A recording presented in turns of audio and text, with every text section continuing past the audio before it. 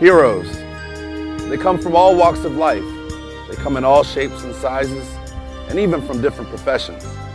The constants are that they are leaders. They inspire the best from us. They give of themselves and they make an impact, changing our perceptions, our lives, and sometimes how the world works.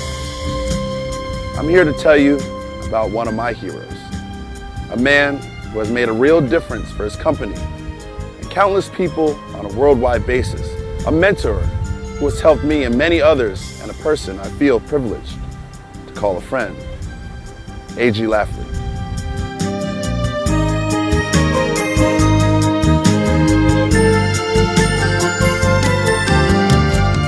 Alan George Lafley was born on June 13, 1947, in Keene, New Hampshire. Lafley's father, Alan, was a human resource manager for General Electric in Chase, Manhattan. His mother, Catherine, a housewife, was devoted to raising Lafley and his three sisters. Until his family moved to Chicago when he was in high school, he grew up in a typical American small-town environment in the rural upstate New York community of Burnt Hills. Sister Nora Macy remembers those times. A.G. always had money and was the bank in our house. He ran a lemonade stand for 2 or 3 summers. We all participated in the lemonade stand. He didn't just sell lemonade. He rented out our comic books so people could come and pay to read the comic books. And even my sisters and I paid to read the comic books, which was really a masterful stroke, since when the lemonade stand closed, those comic books were going back into the house and we could read them whenever we want. But A.J. had an ability when he was doing a project to make it fun, to make it profitable, and to get the people who were involved in the project really committed to it and to really enjoy and buy into the whole atmosphere. Early on, A.G. certainly was an unlikely candidate to become a world-famous business leader and CEO of one of the world's largest corporations. His original aspiration was to become a teacher and a basketball coach. By the time he graduated from Hamilton College, which included a junior year spent hitchhiking around Europe and studying history, politics, art, cinema, and drama at the Sorbonne in Paris, the plans had changed a bit. He had just won a PhD fellowship in medieval and Renaissance history at the University of Virginia when Uncle Sam and Vietnam came calling. A very low draft lottery number changed his plans drastically. He joined the Navy and was assigned the duty of running retail and service operations at the Naval Air Facility in Atsugi, Japan. A.G. was one of the older people, in fact, that I'd ever interviewed. I think he was about 29, coming out of many years in the Navy and Harvard Business School. And I will always remember him asking me the question in the most straightforward way, "Mr. Pepper, do you think I'm too old to make good progress here?" And I gave him the answer, which came right from the heart, which absolutely not.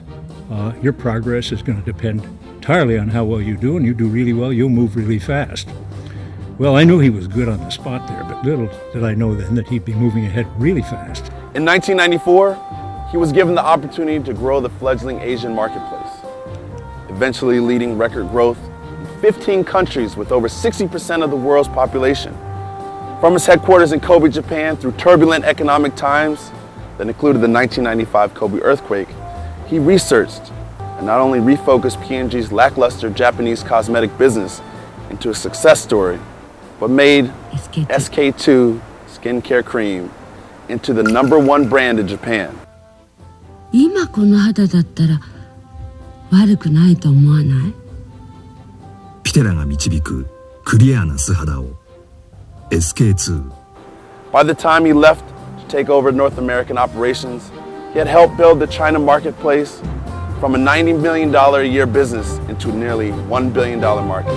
He's smart, he is intelligent, he's stimulating to talk to, but he's also very humble, he cares, and he makes you feel very comfortable and very, he enables you to be yourself.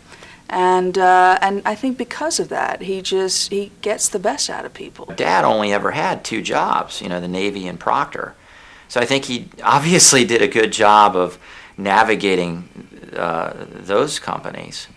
But from my perspective, the advice that Dad always provided was, choose, if you have a choice between more money or more experience, choose more experience. Just about to go to bed, but first I want to show you this. In the late 1990s, P&G was facing new sets of challenges, both internal and external. The company had doubled in size nearly every decade. That was getting much harder to do, even in a fully global marketplace of over 140 countries.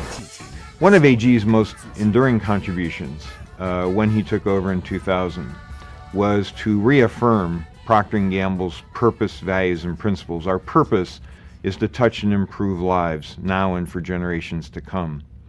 He preserved that, the purpose, the values, and the principles, but he was willing to change everything else. With a renewed focus on the consumer as boss, P&G's growth was right back on track, more than doubling sales during the decade from $39 billion to over $83 billion. The larger part of AG's success in raising the fortunes at P&G might just well be the character and style of the man. AG was quietly effective in Washington. And the reason he was so quietly effective is because, one, his intellect, people knew that he knew what he was talking about. Second, his ability to be objective, to talk about what's in the best interest, not just of the company, but of the economy and of our workforce. And third is his accomplishments.